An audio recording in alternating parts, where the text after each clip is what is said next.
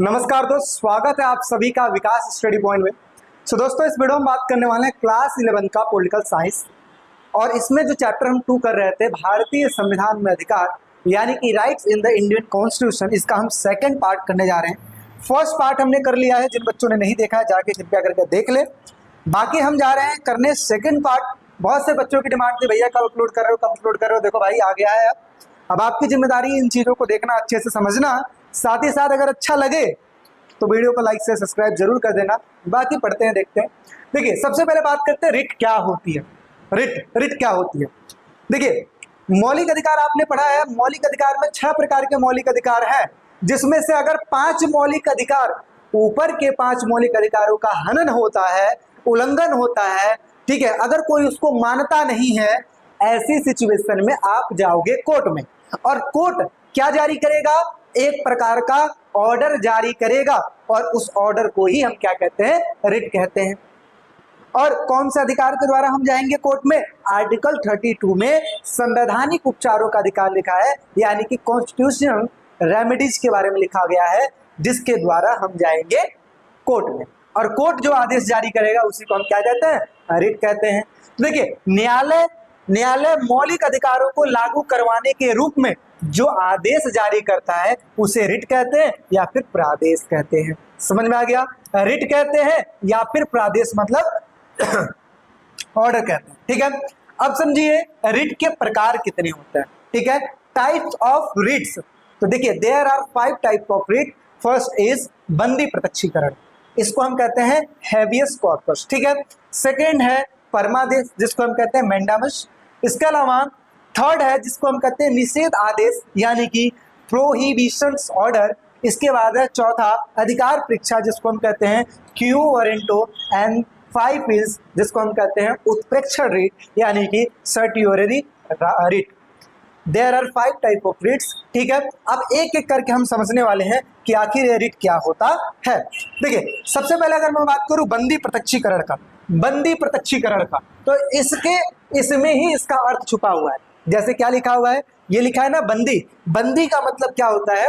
अगर पुलिस वाले किसी भी व्यक्ति को गिरफ्तार करके लेके गए हैं, मतलब बंदी बनाकर लेके गए हैं, तो ऐसी सिचुएशन में उनको ऑर्डर दिया जाता है कि 24 घंटे के अंदर अंदर आपको न्यायालय के सामने उसको पेश करना पड़ेगा। इसी को तो कहते हैं बंदी प्रत्यक्षीकरण। यानी कि बंदी प्रत्यक्षीकरण के द्वारा न्यायालय किसी भी गिरफ्तार व्यक्ति को न्यायालय के समक्ष पेश करने का आदेश देता है। अगर गिरफ्तारी का तरीका गलत है या कारण गैर कानूनी है या असंतोषजनक है, असंतोषजनक का मतलब क्या होता है? अनसेटिस्फैक्ट्री है, ऐसी सिचुएशन में न्यायालय गिरफ्तार मनुष्य को छोड़ने का आदेश दे सकता है, और इसी को तो कहते हैं बंदी प्रत्यक्षीकरण। अगर किसी व्यक्ति को पुलिस वाले लेके गए हैं और न्यायालय ने अगर रिट जारी किया, तो उस व्यक्ति को न्यायालय के समक्ष पेश करना पड़ेगा। इसी को प्रत्यक्षीकरण कहते हैं ना, पेश करना पड़ेगा।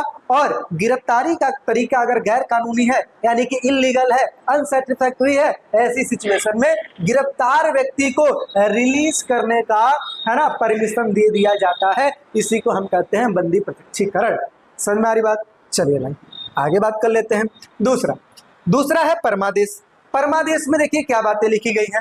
परमादेश एक ऐसा आदेश होता है, और ये न्यायालय तब जारी करता है जब न्यायालय को लगता है कि कोई ऐसा व्यक्ति, ऐसा पदाधिकारी, कोई ऐसा सार्वजनिक पदाधिकारी अपने कानूनों तथा संवैधानिक दायित्वों का पालन नहीं कर रहा है, और ऐसी सिचुएशन में किसी के मौलिक अधिकार का हनन हो रहा है, तब रिट जारी किया जाता है, परमादेश जारी किया जाता है, मैंडामस जारी किया जाता है, और इसके द्वारा उस व्यक्ति पर कार्रवाई की जाती है कि हाँ भाई, तुमने अपने दायित्वों का पालन क्यों नहीं किया। क्योंकि हर एक व्यक्ति जब अपने पद को ग्रहण करता है तो उनको कुछ कर्तव्यों का लिस्ट दे दिया जाता है कि भाई देखो, आप कोई ऐसा कार्य नहीं करोगे जो आपके अधिकार क्षेत्र में नहीं हो। आपका जो काम है व्यक्ति की सेवा करना है, तो इसका मतलब ये नहीं कि व्यक्ति से पैसा वसूलो। ये सारा चीज मतलब क्या हुआ? मैंडामस तब जारी किया जाता है अगर कोई ऐसा व्यक्ति है जो कि अपने कानूनी कर्तव्यों का पालन नहीं कर रहा है, या फिर संवैधानिक दायित्वों का पालन नहीं कर रहा है, कॉन्स्टिट्यूशनल जो ड्यूटीज होता है उसका पालन नहीं कर रहा है। ऐसे सिचुएशन में इसकी वजह से किसी के मौलिक अधिकारों का हनन हो रहा है, तब जाके जारी किया जाता है परमादेश। आगे बढ़ते हैं भाई। निषेध आदेश। निषेध का ही मतलब क्या है? रोकना। जैसे आपने टीवी पे ऐड देखा होगा, धूम्रपान करना निषेध है। निषेध मतलब रोकना। निषेध आदेश कब जारी किया जाता है? जब न्यायालय को लगता है कि कोई निचली अदालत, निचला जो कोर्ट है, कोई ऐसा कार्य कर रहा है जो इसके अधिकार क्षेत्र में नहीं है, या फिर वो क्या है, गलत है। ऐसी सिचुएशन में ऊपरी अदालत एक ऑर्डर जारी करता है और इस ऑर्डर के द्वारा इसके सारे ऑर्डर को क्या कर देता है, खत्म कर देता है। जब कोई निचली अदालत अपने अधिकार क्षेत्रों का अतिक्रमण करके, मतलब अच्छे से यूज करके कोई मुकदमे की सुनवाई करती है, तो ऊपरी अदालत, अथवा ऊपरी अदालत कौन से, जैसे सर्वोच्च न्यायालय, उच्च न्यायालय, उसे ऐसा करने से रोकने हेतु क्या आदेश जारी करती है, निषेध आदेश जारी करती है। इसी को हम निषेध आदेश कहते हैं। तो क्या समझ में आया? निषेध आदेश कब जारी किया जाता है? जब कोई निचली अदालत कुछ अपने पद का अतिक्रमण करके कोई मुकदमे की सुनवाई करती है। अगर ये बात ऊपरी अदालत को पता लगती है तो ऊपरी अदालत कोई ऐसा है ना आदेश जारी करती है, निषेध आदेश जारी करती है, जिसके द्वारा नीचे के जो ऑर्डर दिया गया था इस ऑर्डर को खत्म कर दिया जाता है। इसी को निषेध आदेश कहते हैं, इसी को प्रोहिबिशन ऑर्डर कहते हैं। समझ में आ रही बातें? देखिए 3 टाइप्स के मैं आपको रिट समझा चुका हूं। चलिए आगे बात कर लेते हैं अधिकार परीक्षा। देखिए ये जो आदेश है ना तब जारी किया जाता है जब न्यायालय को लगता है कि कोई ऐसा व्यक्ति है, किसी ऐसे पद पर आसीन हो गया जो उसके लायक नहीं है, उसके लायक नहीं है, तब जाकर अधिकार परीक्षा जारी की जाती है। ठीक है, और उसके द्वारा उसके कार्य को करने से रोक दिया जाता है कि भाई ये तुम्हारे लायक नहीं है। तो क्या लिखा है? जब न्यायालय को लगता है कि कोई आदमी ऐसे पद पर आसीन हो गया है जिस पर उसका कानूनी अधिकार नहीं है, ठीक है, कानूनी अधिकार नहीं है, तब न्यायालय अधिकार परीक्षा के द्वारा उसे उस पद पर काम करने से क्या कर देता है, रोक देता है। और इसी को कहते हैं क्यूओ वारंटो। समझ में आ रही बात? यानी कि वो उसको काम करने से रोक देता है। यही चीज लिखा हुआ है, when the court feels that a person has occupied a position over which he has no legal rights, उसके पास मतलब लीगल राइट्स नहीं है, देन क्या करती है, कोर्ट उसको रोकने का आदेश दे देती है। और इसी को हम क्या करते हैं, क्यूओ वारंटो ऑर्डर कहा जाता है। कोई दिक्कत है? चलिए भाई, ऐसे बहुत सारे नेताओं पर रोक लगाया जाता है ना, जब चेक किया जाता है कि भाई उनकी डिग्री कहाँ पे है, कैसे है, ऐसी चीज। ठीक है, चलो भाई नेक्स्ट बात कर लेते हैं। उत्प्रेक्षण रीट, उत्प्रेक्षण रीट के बारे में बात करते हैं जी। उत्प्रेक्षण रीट क्या होता है? देखिए उत्प्रेक्षण रीट तब जारी किया जाता है जब कोई निचली अदालत अथवा सरकारी अधिकारी बिना अधिकार के कुछ कार्य करता है। ठीक है, अगर कोई निचला अधिकारी है या फिर निचला कोर्ट है, कोई भी ऐसा कार्य करता है जो उसके अधिकार क्षेत्र में नहीं आता है लेकिन फिर भी वो कर रहा है, तो ऐसी सिचुएशन में जो ऊपरी अदालत होती है उसको ऐसा करने से रोकती है, और रोकने के साथ साथ उसके पास जो भी मुकदमा होता है उस मुकदमे को अपने पास मंगा लेती है, मतलब ऊपर वाले बंदों को हस्तांतरित कर देती है, ऊपर वाले अधिकारी को सौंपने का जिम्मा दे देती है। इसी को हम क्या कहते हैं, उत्प्रेक्षण रीट कहते हैं। उत्प्रेक्षण रीट का मतलब क्या होता है कि अगर कोई निचली अधिकारी है ना, निचला न्यायालय या फिर अधिकारी कोई ऐसा कार्य करता है जो उसके अधिकार क्षेत्र में नहीं है, ऐसी सिचुएशन में जो उससे ऊंचे वाला न्यायालय होता है वो एक ऐसा रिट जारी करता है और उसके द्वारा उसके मुकदमे को अपने पास मंगा लेता है और उसको कार्य करने से रोक दे देता है। ठीक है, इसी को कहते हैं उत्प्रेक्षण रिट, यानी कि सर्टियोरी रिट के नाम से ये जाना जाता है। आई होप सो आपको समझ में आया होगा। ठीक है ना, आप इसका स्क्रीनशॉट भी ले सकते हैं भाई। चलिए अब नेक्स्ट बात कर लेते हैं। नेक्स्ट समझते हैं क्या होता है इसका मतलब। ठीक है, चलिए अब हमने रिट के बारे में पढ़ लिया, रिट हो गया अपना खत्म। अब मेन टॉपिक हम पढ़ने वाले हैं राज्य के नीति निर्देशक सिद्धांत। पहले मैं ओरली आपको बता देता हूं ताकि आपका बेस थोड़ा सा क्लियर हो जाए, एंड देन हम आगे बात करेंगे। इससे पहले मैं आपको बता दूं भाई, देखो जिन भी बच्चे को नोट्स चाहिए डिस्क्रिप्शन में लिंक दिया हुआ है, ऐप का लिंक है, आप उस पर जाइए, वहां से आप नोट्स ले सकते हैं। इसके साथ साथ जिन भी बच्चों को लगता है कि नहीं भैया मुझे यूट्यूब पे ना पढ़ के मुझे एक सेपरेट ऐप पे पढ़ना है जहाँ पे सिर्फ और सिर्फ पढ़ाई हो, डिस्ट्रैक्शन नाम की कोई चीज़ ना हो, तो कृपया करके ऐप डाउनलोड कीजिए, वहाँ पे आपको ये फैसिलिटी मिल जाएगी, है ना। वहाँ पे इसका कोर्स है, ज्वाइन हो जाइए, आपको फैसिलिटी मिल जाएगी। ठीक है, साथ ही साथ ये सारी चीज़ें आपके लिए बनाई गई, तो बेनिफिट उठाओ ना यार, क्या दिक्कत आ रही है। अगर वीडियो अच्छी लग रही है तो लाइक कर दीजिएगा। चलिए भाई नेक्स्ट बात करते हैं, राज्य के नीति निर्देशक सिद्धांत। देखिए 2 टाइप्स की चीज़ें बताता हूँ। पहली चीज़ जिसको हम कहते हैं मौलिक अधिकार। मौलिक अधिकार किसको दिया जाता है, व्यक्तियों को दिया जाता है। राज्य के नीति निर्देशक सिद्धांत किसके लिए होता है, राज्यों के लिए होता है, जिसमें एक प्रकार का निर्देश दिया गया होता है कि राज्य क्या क्या चीज करेगा, किस तरीके से अपने समाज का डेवलपमेंट करेगा, जैसे समाज का कल्याण, जीवन स्तर ऊंचा उठाना, है ना, समाज के बारे में वो उसमें सारी बातें लिखी रहती हैं कि किस तरीके से कोई भी राज्य अपने राज्य का डेवलपमेंट करेगा, उसी को कहते हैं राज्य के नीति निर्देशक सिद्धांत।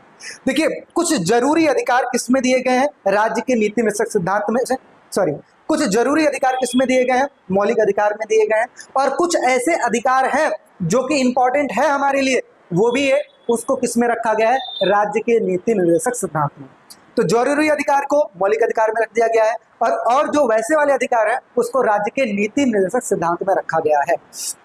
अब एक चीज और सुनिए, मौलिक अधिकार का जब हनन होता है, मौलिक अधिकार का जब हनन होता है तो हम कहाँ पहुंच जाते हैं, न्यायालय में, क्योंकि वो सारे हमारे जरूरी अधिकार होते हैं। लेकिन जॉब पाने का अधिकार, ठीक है, जीवन यापन का अधिकार, ठीक है ना, और इसके अलावा अपने राज्य में स्वास्थ्य सुविधाएं पाने का अधिकार, ऐसे जो अधिकार होते हैं जो कि जरूरी तो है लेकिन इसके लिए आप कोर्ट में नहीं जा सकते। इट मीन्स राज्य के नीति निर्देशक सिद्धांत के लिए आप कोर्ट में नहीं जा सकते, जबकि मौलिक अधिकार के लिए आप कोर्ट में जा सकते हो।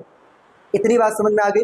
राज्य के नीति निर्देशक सिद्धांत क्या होते हैं, ऐसे सिद्धांत जिसके द्वारा एक राज्य अपना डेवलपमेंट करता है, अपने समाज में लोगों का डेवलपमेंट करता है। अब ध्यान से टॉपिक देखिए, चीजें बिल्कुल क्लियर हो जाएंगी, कोई दिक्कत वाली बात नहीं है। स्वतंत्र भारत में सभी नागरिकों में समानता लाने तथा समाज कल्याण के लिए मौलिक अधिकारों के अलावा कुछ और भी नियमों की जरूरत होती है।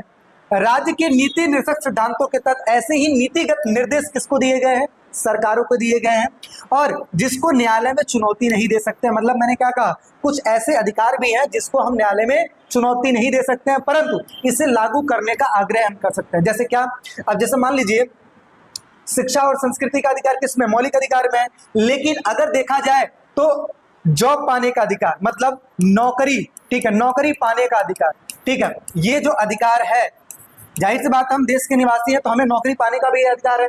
अब मान लेते हैं गवर्नमेंट नौकरी नहीं निकाल रही है, तो क्या हम इसके लिए हम केस कर देंगे, नहीं कर पाएंगे। तो इसके लिए हम क्या कर सकते हैं, सिर्फ और सिर्फ आग्रह कर सकते हैं, किससे, गवर्नमेंट से, कि वो वैकेंसी निकाले। इसके लिए जैसे देखते हो ना, बच्चे आंदोलन करते हैं, है ना, नौकरी निकालने के लिए, तो इसके लिए हम कोई केस नहीं कर सकते, बल्कि क्या कर सकते हैं, आग्रह कर सकते हैं। समझ में आ रही बात। और सरकार का ये दायित्व है, सरकार की रिस्पॉन्सिबिलिटी है कि जितने हद तक नीति निर्देशक सिद्धांत है उतने हद तक वो लागू करे, जिसकी वजह से कोई भी व्यक्ति को कोई दिक्कत परेशानी ना हो। तो क्या हमने पढ़ा, पहले एक बार और देख लीजिए। राज्य के नीति निर्देशक सिद्धांत में हमने क्या पढ़ा कि कुछ ऐसे अधिकार होते हैं जो उसको मौलिक अधिकारों के अलावा भी हमें जरूरी होती है, और इन्हीं की चीजें हम राज्य के नीति निर्देशक सिद्धांतों में रखे हुए हैं, बट इसके लिए हम न्यायालय में नहीं जा सकते हैं। और इसके साथ साथ गवर्नमेंट के लिए हम गवर्नमेंट से सिर्फ आग्रह कर सकते हैं इस चीज की, और इसके साथ साथ सरकार का दायित्व है कि जितना हद तक वो सारी चीजों को लागू कर सकती है उतना हद तक वो करे। समझ में आ रही बात। यही बात है आपकी इंग्लिश मीडियम में भी लिखी है। अब हम थोड़ा सा और आगे बात करते हैं और चीजों को समझते हैं कि नीति निर्देशक तत्व में कौन कौन से इसके उद्देश्य हैं, ठीक है, यानी कि ऑब्जेक्टिव की बात करते हैं। तो सबसे पहला ऑब्जेक्टिव आप देखोगे तो वेलफेयर ऑफ पीपल, यानी कि लोगों के कल्याण की बातें की गई है। अब मान लीजिए लोगों का कल्याण गवर्नमेंट नहीं कर रही है, तो क्या कर सकते हो आप, अरे भाई आप 5 साल तक इंतजार करोगे या फिर धरना प्रदर्शन के द्वारा सरकार गिराओगे, यही हो सकता है। इसके अलावा क्या आप कोर्ट में केस करोगे, नहीं कर सकते भाई, ठीक है, क्योंकि इसके लिए आप सिर्फ आग्रह कर सकते हो कि भैया गैस का रेट इतना बढ़ रहा है, कृपया करके कम करिए, ना कि हम पुलिस स्टेशन में जाके FIR लिखवाएंगे कि गैस का रेट हाई हो गया, ऐसा नहीं कर सकते, है ना। तो लोगों के कल्याण की बातें कही जाती है, सामाजिक आर्थिक राजनीतिक न्याय की बातें की जाती है, जीवन स्तर उठाने की बात की जाती है, संसाधनों के वितरण की बात की जाती है, इसके साथ साथ शांति, अंतर्राष्ट्रीय शांति को बढ़ावा देने की बात की जाती है राज्य के नीति निर्देशक सिद्धांत में। नीतियां क्या होती है, गवर्नमेंट की क्या क्या प्लानिंग होती है, जैसे समान नागरिक संहिता, इसका मतलब क्या हुआ कि कुछ ऐसी संहिता बनाइए, कुछ ऐसे नियम बनाइए जिसकी वजह से नागरिक आपस में, है ना, भेदभाव ना करें। दूसरा जी, मंदपान निषेध, जैसे आप देखते हो बहुत सारे स्टेट्स ऐसे भी हैं जो अपने नागरिकों को, है ना, अपने नागरिकों के लिए उन्होंने क्या कहा है, उन्होंने ये कहा है कि भाई आप लोग नशे की धुत में आके घर वालों को पीटते हो, या रोड पे पी के आपको नशा चढ़ जाता है तो पता लगता है कहीं भी सो जाते हो, और इसकी वजह से अनुशासन भंग होता है। तो इस वजह से हमारे राज्य में, है ना, कोई भी दारू शराब सिगरेट नहीं, शराब सिगरेट तो देखो सिर्फ दारू पर बैन लगा हुआ है ना, जैसे बिहार जैसे जगहों पे क्या लगा है, दारू पे बैन लगा हुआ है, शराब पे बैन लगा हुआ है, तो ऐसे ही। कई जगहों पे मद्यपान निषेध के लिए बातें की जाती है, घरेलू उद्योगों को बढ़ावा देने की बातें की जाती है, उपयोगी पशुओं को ठीक है मारने पर रोक लगाने की बात की जाती है, पंचायती राज को प्रोत्साहन दी जाती है, यानी कि इंकरेजमेंट किया जाता है ग्राम पंचायत को ताकि ताकि ताकि उनको सपोर्ट मिल पाए एक तरीके से।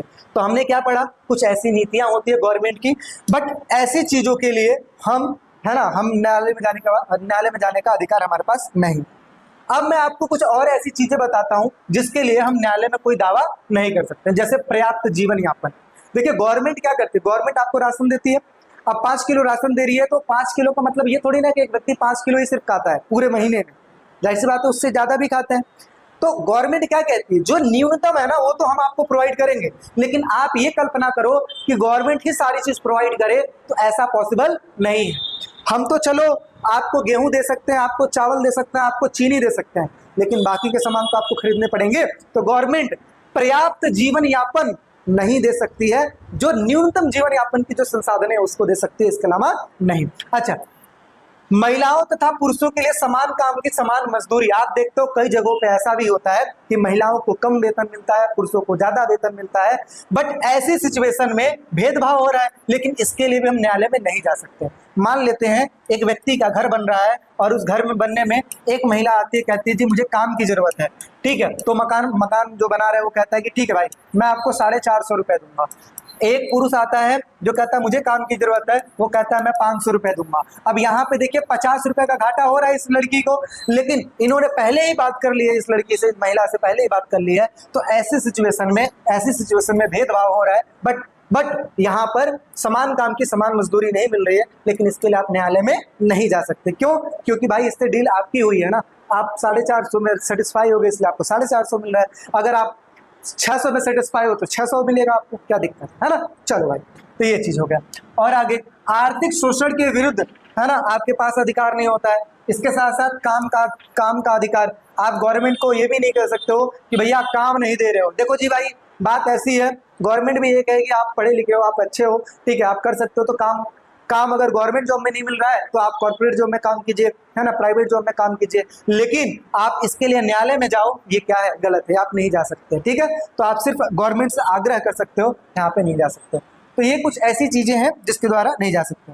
बट देखिए, अब मैं यहाँ पे क्वेश्चन आता है 2 नंबर में, क्या आता है कि नीति निर्देशक तत्वों और मौलिक अधिकारों में क्या क्या संबंध होता है। तो संबंधों की अगर मैं बात करूं, ठीक है, तो ये एक दूसरे के ना पूरक होते हैं। कौन कौन से? मौलिक अधिकार और राज्य के नीति निर्देशक सिद्धांत, ये क्या होते हैं? एक दूसरे के पूरक होते हैं। पूरक कैसे? जैसे मौलिक अधिकार किसको मिला है? नागरिकों को मिला है। और राज्य के नीति निर्देशक सिद्धांत किसके लिए बनाए जाते हैं? समाज के लिए बनाए जाते हैं। तो क्या लिखा है? जहां मौलिक अधिकार सरकार के कुछ कार्यों पर प्रतिबंध लगाती है, यानी कि मौलिक अधिकार का यूज कब करते हैं? सरकार के कुछ कार्यों पर प्रतिबंध लगाती है। यानी कि मान लीजिए गवर्नमेंट कोई कार्य की, तो हमारे पास स्वतंत्रता का अधिकार है, और स्वतंत्रता के अधिकार से हम क्या करेंगे? गवर्नमेंट पे सवाल उठाएंगे। ठीक है, तो जहां पर हमारे मौलिक अधिकार के द्वारा कुछ कार्यों पर प्रतिबंध लगाया जाता है, तो वही नीति निर्देशक सिद्धांतों के द्वारा कुछ कार्य को करने की प्रेरणा दी जाती है। मतलब नीति निर्देशक सिद्धांत में जो बातें लिखी गई हैं, गवर्नमेंट उसी के हिसाब से काम करती है। तो नीति निर्देशक सिद्धांत में जो बातें लिखी गई है उसके हिसाब से काम किया जाता है, और मौलिक अधिकार के द्वारा सरकार के कार्यों पर प्रतिबंध लगाया जाता है अगर वो गलत कार्य कर रही है तो।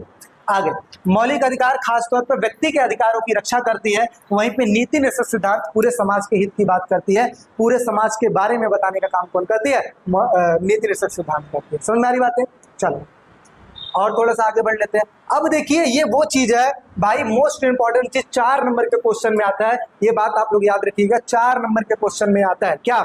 नीति निर्देशक तत्वों एवं मौलिक अधिकारों में अंतर। देखिए, कुछ अंतर मैं आपको बता देता हूं, और यही अंतर आपको लिख के आना है। सबसे पहले अंतर की बात करें तो इसमें लिखा है भाग 3, इसमें लिखा है भाग 4। मतलब संविधान के भाग 4 में मौलिक अधिकार का, संविधान के भाग 3 में मौलिक अधिकार का जिक्र किया गया है, वहीं राज्य के नीति निर्देशक सिद्धांत का जिक्र किसमें किया गया है? संविधान के भाग 4 में किया गया है। अब मैं आपको समझाने के लिए शॉर्ट फॉर्म में भाग 3 भाग 4 लिख दिया हूं, लेकिन आपकी जिम्मेदारी यहाँ पे ये बनती है कि आप जब इसको लिखोगे तो कैसे लिखोगे कि मौलिक अधिकार का जिक्र संविधान के भाग 3 में किया गया है, और राज्य के नीति निर्देशक सिद्धांत का जिक्र भाग 4 में किया गया है, संविधान के भाग 4 में किया गया है। मतलब पूरा डेफिनेशन करके लिखोगे। ठीक है, आगे अनुच्छेदों की बात करें तो आर्टिकल 12 से लेकर 35 में दिया गया है, और इसमें आर्टिकल 36 से 51 में। तो इसको भी वैसे लिखना है कि मौलिक अधिकार का जिक्र संविधान के अनुच्छेद 12 से लेकर 35 में दिया गया है, ऐसा पूरा डेफिनेशन लिखोगे। और इसमें भी सेम। ये कहाँ से लिया गया है? तो ये तो मैंने आपको बताया था यूएस की कंट्री से लिया गया है। ये कहाँ से लिया गया है? तो इस जो अपना आयरलैंड है वहां से लिया गया है। अच्छा, इसके साथ साथ मौलिक अधिकार को कानूनी सहयोग प्राप्त है, मतलब इसके लिए हम न्यायालय में जा सकते हैं, कानून भी हमारी सपोर्ट करेगी, बट इसके लिए ये कानूनी सहयोग इसको प्राप्त नहीं है। आगे इसमें न्यायालय में जाने की अनुमति है। मैंने बताया ना कि permission to go to court, but यहाँ पे अगर देखा जाए तो कांट गो टू कोर्ट, यानी कि आप कोर्ट में नहीं जा सकते। मौलिक अधिकारों का संबंध किससे होता है? व्यक्तियों से होता है। और राज्य के नीति निर्देशक सिद्धांतों का जो संबंध होता है वो किससे होता है? समाज से होता है। इसके साथ साथ मौलिक अधिकार व्यक्ति के कल्याण को बढ़ावा देता है, जबकि नीति निर्देशक सिद्धांत समुदाय के कल्याण को बढ़ावा देता है। यहाँ पे देखिए व्यक्ति की बात की जा रही है और यहाँ पे बात की जा रही है समुदाय की। अच्छा, इसका उद्देश्य क्या होता है? राजनीतिक लोकतंत्र की स्थापना करना। और इसका उद्देश्य क्या होता है? सामाजिक और आर्थिक लोकतंत्र की स्थापना करना। यानी कि इसमें राजनीतिक लोकतंत्र की स्थापना होती है और इसमें सामाजिक और आर्थिक लोकतंत्र की स्थापना होती है। तो ये डिफरेंस है। टोटल में 8 डिफरेंस बता दिया। 4 नंबर के क्वेश्चन में आता है तो कम से कम 6 डिफरेंस लिख के आना। बहुत ही इजी डिफरेंस है, आप चीजों को कर सकते हैं। ठीक है, बाकी अगर आप चाहो तो एक स्क्रीनशॉट भी ले लो अगर आपको अच्छा लगे तो। ठीक है, फिर आप कर लीजिएगा। ले लिए आप लोग? चलो भाई, अब नेक्स्ट बात कर लेते हैं। हाँ, ये जो चीज है ये आपके चैप्टर का लास्ट टॉपिक है। इसके साथ साथ चैप्टर क्या हो जाएगा? ओवर हो जाएगा। चलिए भाई, बात करते हैं निवारक नजरबंदी क्या होता है। जैसे देखिए निवारक नजरबंदी क्या, समझिए हमारे समाज में बहुत से ऐसे लोग होते हैं जो संदिग्ध होते हैं। संदिग्ध का मतलब क्या होता है? जिसपे शक किया जा सकता है, यार ये कुछ तो कर रहा है गलत चीज, जिसकी वजह से अनुशासन भंग हो सकता है, जिसकी वजह से हमारे देश को दिक्कत हो सकती है, जिसकी वजह से, है ना, जिसकी वजह से शांति भंग हो सकती है, सुरक्षा भंग हो सकती है। तो ऐसी सिचुएशन में पुलिस क्या करती है? शक के आधार पर उस व्यक्ति को गिरफ्तार कर लेती है। गिरफ्तार करने के बाद पूछताछ करती है, सारी चीज करती है। जब तक वो सेटिस्फाई हो जाते तब तक उस व्यक्ति को छोड़ते नहीं है। तो निवारक नजरबंदी क्या है? निवारक नजरबंदी एक ऐसी निवारक नजरबंदी है जिसमें अगर सरकार को लगे कि कोई व्यक्ति देश की कानून व्यवस्था अथवा शांति व्यवस्था के लिए खतरा बन सकता है तो वह उसे बंदी बना सकती है। लेकिन निवारक नजरबंदी अधिकतम 3 माह के लिए होती है। कितने माह के लिए? सिर्फ 3 माह। 3 महीने के अंदर अंदर उसको क्या करना पड़ेगा? उसको जो समीक्षा करने के लिए एक सलाहकारी बोर्ड के समक्ष लाना पड़ेगा और ये प्रूफ करना पड़ेगा कि भाई ये बंदा मुजरिम है या फिर ये बंदा बिल्कुल नॉर्मल है। मतलब 3 महीने के अंदर अंदर सलाहकारी जो बोर्ड होता है, ठीक है, एडवाइजरी जो बोर्ड होता है, उसके सामने लेके आया जाता है और देन उसके ऊपर विचार विमर्श होता है कि वाकई ये बंदा संदिग्ध है, शक करने वाला है, या फिर ये मतलब या फिर इस पे ऐवी शक कर लिया जाता है। अगर ऐवी शक कर लिया गया तो उसको छोड़ दिया जाता है। अगर लगता है कि नहीं ये सही नहीं है तो उसको फिर गिरफ्तार कर लिया जाता है। समझ में आ रही बात? तो निवारक नजरबंदी क्या है? निवारक नजरबंदी, इसका मैं दूसरा डेफिनेशन बताता हूँ निवारक नजरबंदी का। अगर गवर्नमेंट को लगता है कि कोई ऐसा व्यक्ति है जिसकी वजह से देश को खतरा हो सकता है, सुरक्षा को खतरा हो सकता है ना, अनुशासन भंग हो सकता है, ऐसी स्थिति में उसको जुर्म करने से रोकने के लिए उसको उठाकर जेल में डाल दिया जाता है। इसी को निवारक नजरबंदी कहते हैं। ठीक है, इसी को प्रिवेंटिव डिटेंशन के नाम से जाना जाता है। तो प्रिवेंटिव डिटेंशन आपका यही है, निवारक नजरबंदी। आई होप सो आपको सारी चीजें समझ में आई होगी। और इसके साथ साथ क्या हो जाता है, ये चैप्टर ओवर। बट यहाँ पे मैं आपको एक चीज बता देता हूँ, एक चीज और जो आपके सिलेबस में तो नहीं है बट फिर भी मैं बता देता हूँ। मूल कर्तव्य। मूल कर्तव्य क्या है?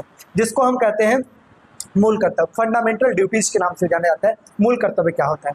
मूल कर्तव्य एक ऐसे कर्तव्य होते हैं जिसको पूरा करने की जिम्मेदारी हम जैसे लोगों की होती है। जैसे मान लीजिए हम एक देश में रह रहे हैं, हमारे देश ने बहुत सारे अधिकार हमें दिए हैं, है ना, वोट देने का अधिकार, सरकार चुनने का अधिकार, है ना, समाज में अच्छे से रहने का अधिकार, मौलिक अधिकार, बहुत सारे अधिकार दिए हैं, स्वतंत्रता का, समानता का, हर चीज का अधिकार है। लेकिन इन अधिकारों के बदले भी हमारी कुछ जिम्मेदारी बनती है कि नहीं बनती अपने देश के प्रति? तो अपने देश की इज्जत करना, अपने देश को स्वच्छ बनाए रखना, अपने राष्ट्रध्वज की सम्मान करना, अपने राष्ट्रगान की सम्मान करना, है ना, अपने माँ बाप की सम्मान करना, अच्छे से पढ़ना लिखना, देश के लिए, है ना, नाम रोशन करना। ठीक है, ये सारा चीज क्या है? ये सारा चीज मूल कर्तव्य में आता है। अगर जरूरत पड़ती है, अगर कोई देश हम पे कंट्रोल करने जा रहा है तो ऐसी सिचुएशन में मिलकर मुकाबला करना और उनको वहां से भगा देना, ये सारा क्या है? ये सारा का सारा मूल कर्तव्यों में आता है। तो मूल कर्तव्य वही है जो हमें अपने अधिकारों के बदले में करना पड़ता है, उसी को मूल कर्तव्य कहते हैं। ठीक है, इसके बारे में आपका सिलेबस में नहीं दिया हो बट फिर भी मैं थोड़ी बहुत चीजें बता दिया हूँ। अगर किसी बच्चों को ऐसा लगता है कि मूल कर्तव्य के बारे में और भी जानना है तो डिस्क्रिप्शन में मैं इसके लिए एक सेपरेट वीडियो बनाया हूँ और 11 प्रकार के मूल कर्तव्य होते हैं और इस मूल कर्तव्यों को जानना आपका आपका कर्तव्य है। इस 11 प्रकार के मूल कर्तव्यों को जानना आपका कर्तव्य है, इसलिए डिस्क्रिप्शन में चीजें बहुत देखना। और इसके साथ साथ मैं इसको याद करने की ट्रिक भी बताया हूं कि ABCDEF ऐसे करके 11 प्रकार के मूल कर्तव्यों को आप इजीली याद कर सकते हो, जो कि कंपटीशन एग्जाम के लिए आपका यूजफुल रहेगा। समझ में आ रही बात? तो मूल कर्तव्यों के लिए ये चीजें इंपॉर्टेंट, आप इसको देख सकते हो। एक चीज मैं और आपको बता देता हूँ, है ना, जब बता रहे हो तो सारे ही बता देते हैं। जैसे बात करते हैं मौलिक अधिकार। मौलिक अधिकार की बात करें तो संविधान में यहाँ पे ये भी लिख लेते हैं, नीति निर्देशक सिद्धांत। ठीक है, निर्देशक सिद्धांत। और लास्ट में क्या है, मूल कर्तव्य। समझिए, मौलिक अधिकार किस में दिया है? मौलिक अधिकार दिया है भाग 3 में। नीति निर्देशक सिद्धांत किस में दिया गया है? भाग 4 में। मूल कर्तव्य की बात कहाँ की गई है? भाग 4 के क में। समझ में आ रही बात? ऐसे याद रखिएगा, भाग 3 में इसकी बात, भाग 4 में इसकी बात, भाग 4 के क में इसकी। अनुच्छेद उसमें छोड़ देते हैं, लेकिन इसमें अनुच्छेदों की अगर मैं बात करूं तो 12 से लेकर 35, इधर 36 से लेकर 51 और इसका तो वैसे ही। ठीक है, तो इस तरीके से आप याद रखेंगे, भाग 3 में इसका जिक्र, भाग 4 में इसका जिक्र, भाग 5 में भाग 4 के क में इसका जिक्र। समझ में आ रही बातें? तो मूल कर्तव्यों के बारे में भी मैंने बहुत सारी चीज, थोड़ी बहुत चीजें बता दी है। आई होप से समझ में आएगा, लिख लीजिए एंड देन हम इसको करते हैं चैप्टर को ओवर। तो वीडियो कैसी लगी है लाइक करके बताइए, अपने दोस्तों में शेयर कर दीजिए, इसके अलावा सब्सक्राइब कर लीजिए। बाकी अगर कोई डाउट से कोई दिक्कत है, कमेंट सेक्शन खुला हुआ है, आप कमेंट कर सकते हैं। बाकी अगर किसी भी चीज़ में दिक्कत लग रही है तो बता सकते हैं। और बाकी वीडियो कैसी लगी जरूर बताइएगा। फिर मिलते हैं एक नेक्स्ट वीडियो में, अभी के लिए फिर टेक केयर।